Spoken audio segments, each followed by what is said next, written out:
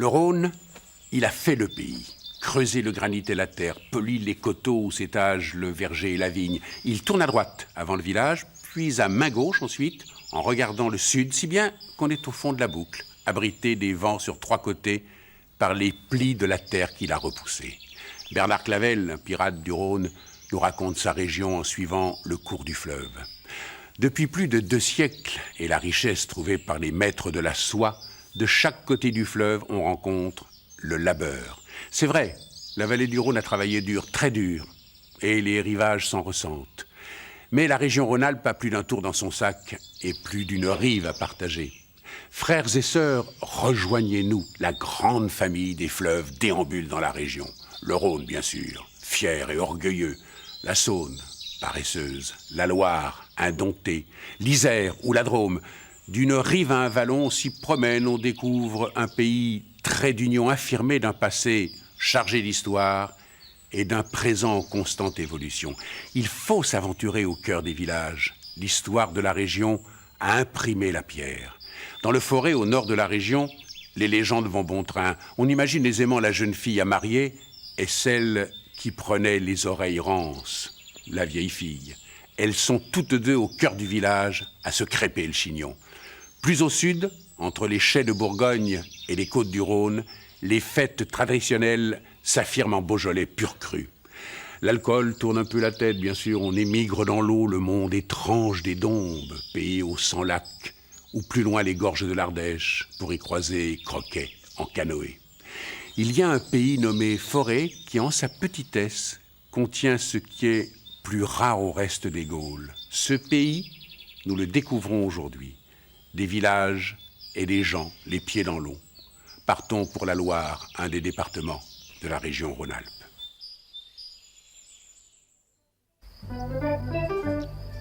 Située dans la région Rhône-Alpes, dans le département de la Loire, la côte rouennaise porte sur ses terres un vignoble réputé que dominent des bourgs rapprochés, anciennes villes médiévales importantes.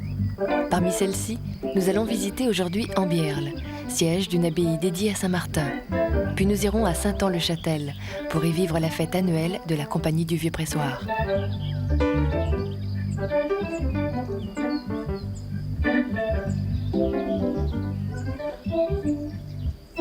Adossée aux montagnes bourbonnaises qui surplombent la plaine du Forez, Ambierle est un haut lieu du tourisme. Ambierle doit son nom aux Celtiques et peut-être cela se raccroche à une tribu gauloise qui était peut-être sur le petit oppidum qui domine Ambierle, effectivement, que l'on appelle le Châtelard. Le village s'est vraiment construit autour d'une fondation bénédictine. Ce sont des moines qui sont arrivés ici au Moyen-Âge, qui ont fondé une abbaye.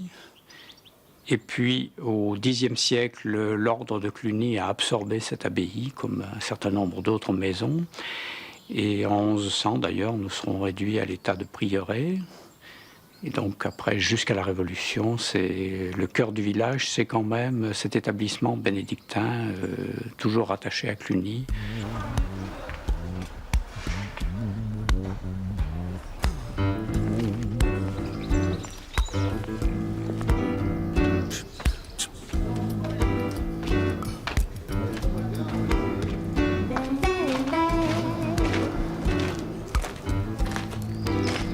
C'est un magnifique édifice de la seconde moitié du XVe siècle, une chapelle priorale réservée aux moines.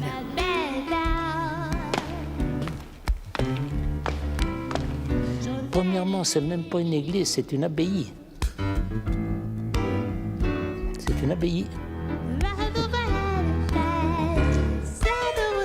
Ce qui en fait la grande valeur, je crois, c'est la pureté architecturale. Elle a été construite en une quarantaine d'années environ.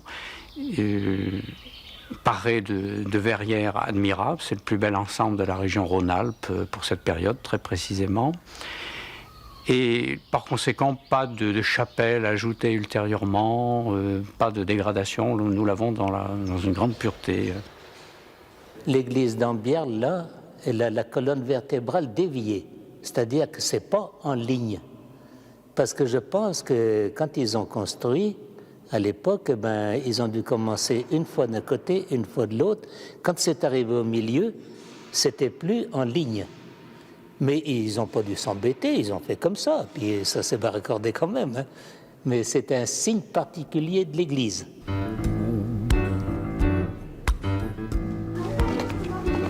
C'est toute l'enceinte des prieurés, les moines. Ils marchaient nu-pieds, mais s'ils pouvaient s'éviter de Corville, ils le faisaient.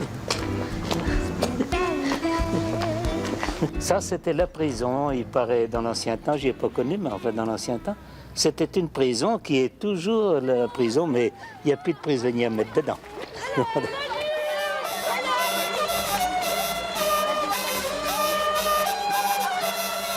Je suis, sans me vanter, je suis bien connu, oui. Baptiste, on connaît ça, hein. Oui. J'ai fait beaucoup de mariages, de noces, comme on dit chez nous, pour amuser la galerie, quoi. J'ai fait danser beaucoup.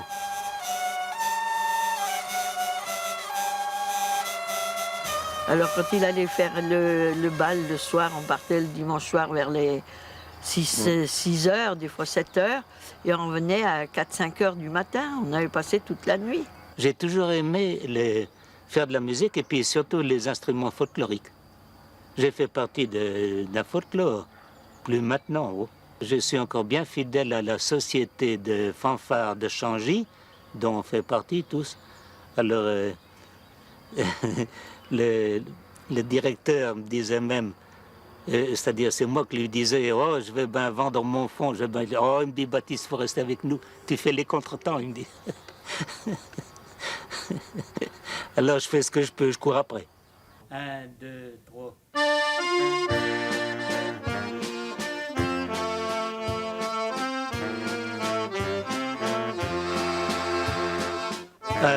On fait partie de la société avec les enfants, là.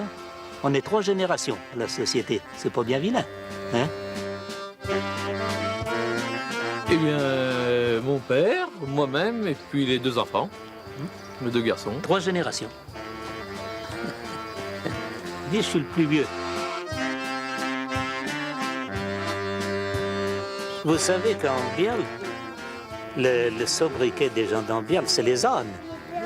Alors, il y en a qui me disent, Baptiste, tu as quelque chose à nous raconter? J'ai dit, écoute, quand j'ouvre la bouche, c'est pour dire des âneries. Alors, j'aime autant la fermer.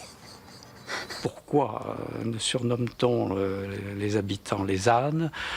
On a donné comme explication que dans cette magnifique prieurale, on voyait autrefois un collier qui était, paraît-il, celui de l'âne, et il devait y en avoir quand même plusieurs en principe, qui allait chercher la pierre dans les environs de Charlieu pour la construction de cette prieurale au XVe siècle. Bon, c'était purement légendaire, évidemment. Nous, on est des ânes venus, et nos enfants sont des ânes néchus. Néchu, ça veut dire né. Nés en Biel.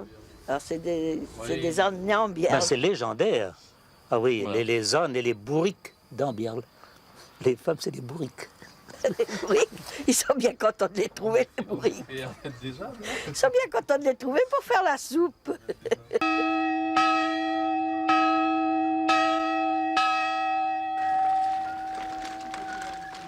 Il paraît qu'en tirant cette cloche, en faisant bien du bruit avec eux, en carillonnant, disons, que ça écartait le nuage, ça empêchait la grêle. On appelle ça une cloche par grêle.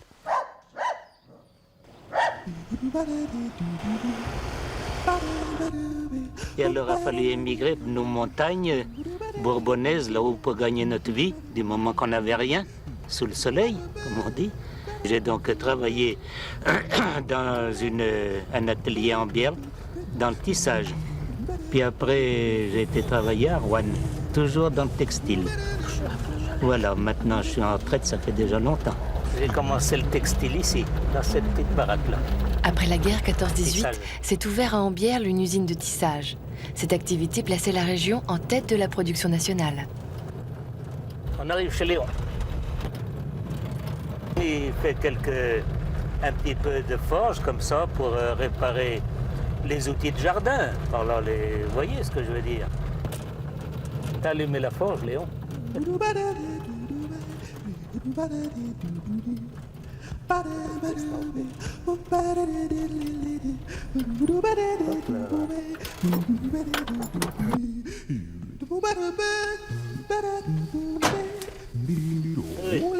Salut Léon. Vois-tu Léon?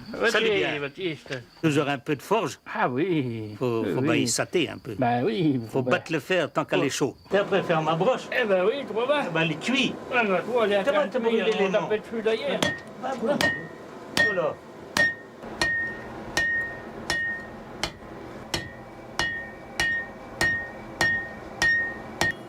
Détords-la un peu. Mets la droite. Et pourquoi ça chauffe aussi maintenant? Voilà, faut la réchauffer. Ah.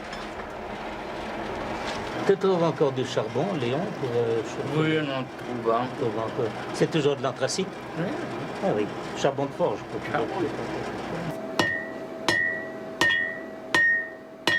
Ça va peut-être pas aller, Léon. Oh, oh. Oui. Oh oui.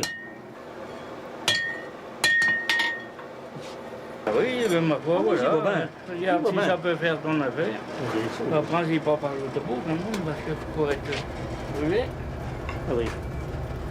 Cet artisanat a complètement disparu, comme le charron, comme le sabotier. Mes parents, mais toute ma famille, dans le temps, c'était tous des sabotiers. Je les ai vus faire les sabots. Je sais comment que ça se fait. J'ai même encore quelques outils à sabot.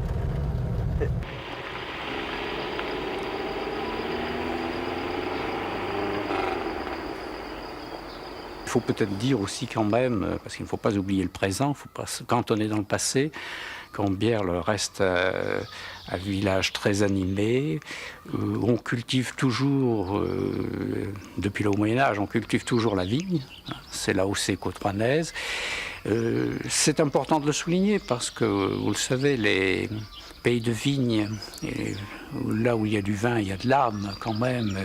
Et animation, bon, ça vient immédiatement, bien sûr, mais ça donne, je crois, une grande qualité de vie à ce village, effectivement. Donc, il y a d'autres activités, bien sûr, maintenant, mais la vigne lui a imposé une certaine marque.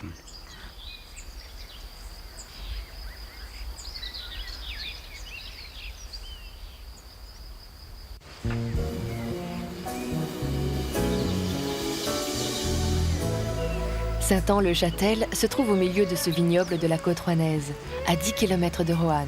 C'est un chef-lieu de canton de 400 habitants au passé médiéval. Tous ces petits mamelons, toutes ces petites paroisses qui s'égrènent, Ambierle, Saint-An-le-Vieux, Saint-An, c'est ce qu'on appelle donc la côte rouennaise, une dénomination commerciale depuis 50 ans. Saint-An-le-Châtel, c'est comme dans une dizaine de milliers de villages de France, c'est le nom d'un saint, Abundus, qui a évolué en Ahon, si vous voulez. Et on trouve ce prénom dans les romans du Moyen-Âge, justement. Voilà, et le Châtel, parce que nous sommes au sommet vraiment de la colline. Saint-An-le-Châtel et le reste étant Saint-An-le-Bourg, le Vieux, la Plaine. On se situe donc ici entre les deux enceintes, la première du Xe, XIe siècle qui était en bois, encadrée de 4 grandes tours de pierre. Et puis là, nous surplombons la deuxième grande enceinte du XIIIe siècle. Ce qu'il en reste après qu'elle ait été bombardée donc par le roi Charles VII. Saint-An appartenant aux Bourbonnais, Charles VII est venu faire le siège de la cité et il est arrivé non pas avec ses archers mais avec des bombardes qu'il a installées. Il a bombardé les tours et les murailles qui n'ont plus servi évidemment. Bon, on va monter jusqu'à la propriété. Robert, t'as oublié ton chapeau. Oh, bah c'est vrai. Oh alors, hein. Heureusement, j'ai pas oublié la tête. Hein. Oh là là. Allez, on y va. Donner un coup d'œil au Ensemble. riz. On a quelques bouteilles quand même au frais, non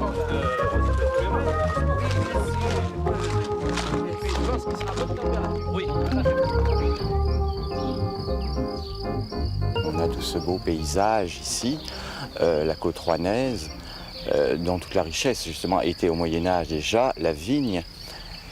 Il faut attendre le 19e siècle pour trouver le petit vigneron qui a son petit lopin de vigne avec sa petite cabane, mais jusque sous l'Ancien Régime, il n'en était pas ainsi. Tout le vin était récolté, expédié sur la Loire et monté à Paris. C'était évidemment la richesse d'une population, mais tout ça, curieusement, au XXe siècle, a connu une décadence.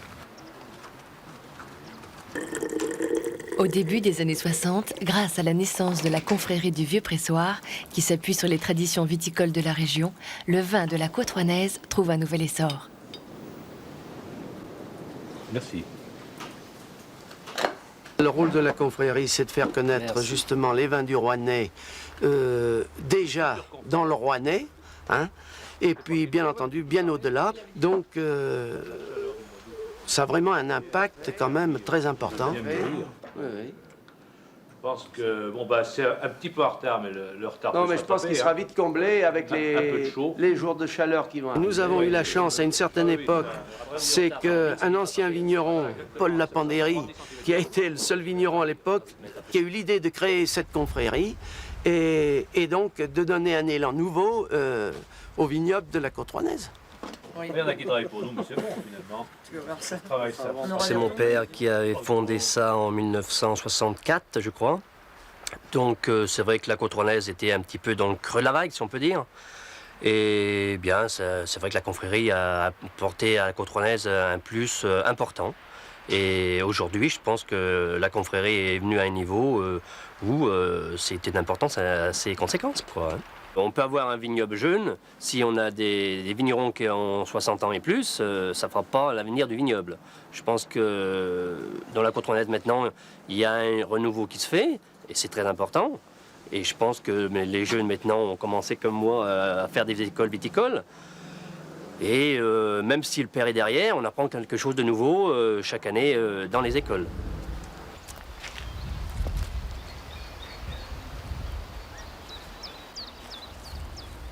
Je pense qu'il y a un renouveau réel et qu'il y a beaucoup de jeunes qui s'installent ou qui veulent s'installer. Et je pense que c'est une bonne chose pour notre région. Je me suis installé dans la côte rouennaise récemment sur 3 hectares et j'espère pouvoir vivre de ce métier que j'aime.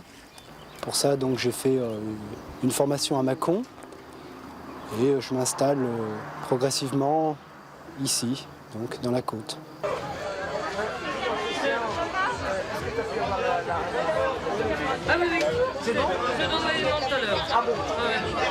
La confrérie du Vieux Pressoir offre un vin d'honneur à la population. Donc c'est l'occasion de se retrouver entre gens du village, c'est plus quelque chose d'informel, mais de plus local et de plus convivial, quoi, entre les acteurs de la fête, quelques forains, les gens du village, les membres du comité des fêtes. Voilà. Santé, santé, santé. Nous sommes viticulteurs de père en fils dans la même exploitation depuis avant 1610. Et mon fils qui reprend est la 12e génération consécutive. Je pense qu'on peut être plus que satisfait, quoi.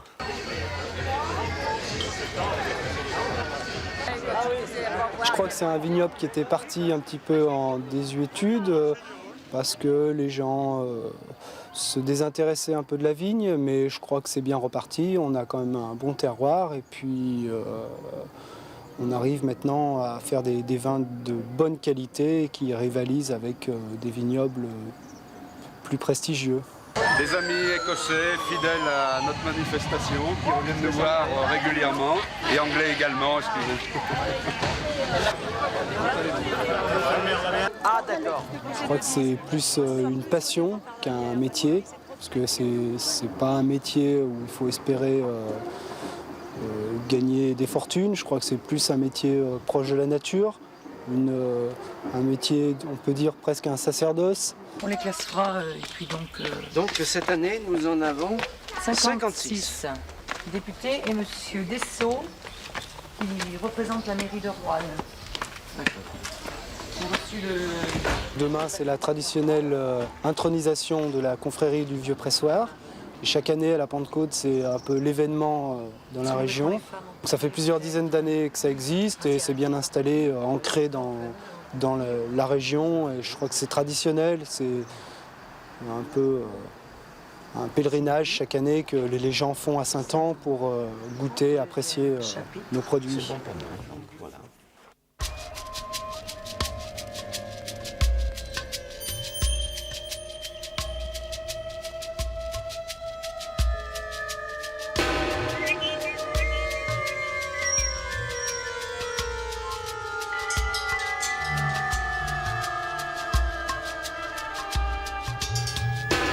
La nuit qui précède la fête, les enfants du village défilent dans les ruelles et ouvrent ainsi les festivités lors d'une retraite au flambeau.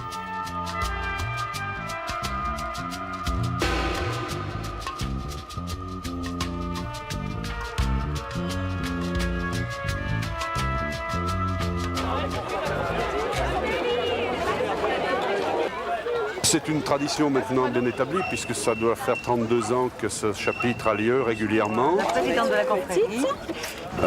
Ça représente une animation forte d'abord, un point d'identité très marqué pour le village. C'est devenu une institution dans le département. Le lundi de Pentecôte, on sait que l'intronisation, le chapitre se tient à Saint-Anne-Chapelle.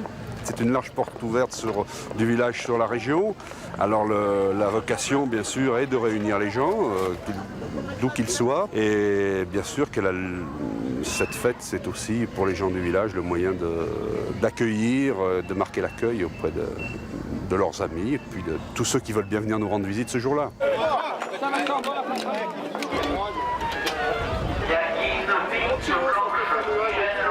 Pour que les gens puissent rentrer à l'intérieur de leur maison.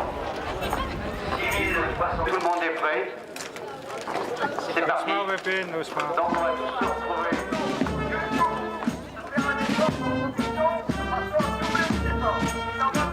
Depuis 600 ans, 700 ans, on trouve déjà des traces de la fête de la confrérie du Saint-Esprit, le jour de la Pentecôte. Déjà il y a 600 ans, il y avait des danses, des banquets, des fêtes. Religieuses, certes, mais qui amenaient, comme on disait, tout un concours de peuple, voilà, pour des réjouissances pendant 3 jours. Les associations de vignerons ont repris ce mot de confrérie, avec tout l'appareil, les rites, les confrères, les consoeurs. C'est une des dernières traces, avec les rois et les reines de la fête, si vous voulez, de ces pratiques de fête du Moyen-Âge. Et tout ça est très, très émouvant, enfin, de voir que ça marche encore et de voir ce que nous ont légué les siècles.